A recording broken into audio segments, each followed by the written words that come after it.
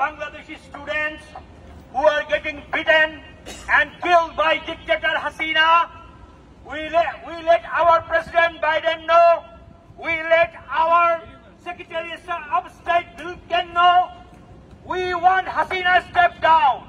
Yes! We want Hasina has to go. Yes! In Bangladesh, she is a collaborator. She is a dictator. She is a spy from China and a spy from Russia. Yes! We would like to tell our President Joe Biden, please stop all kind of relationship with Hasina in Bangladesh. Yes! They are killing innocent students. Their demand is very low. Beta যেতে দেব না ছাত্রদের রক্ত beta যেতে দেব না ছাত্রদের রক্ত beta যেতে দেব না We let our Bangladeshi American people, we came here to support our Bangladeshi students who are demanding their legal rights. The quota system is totally bogus.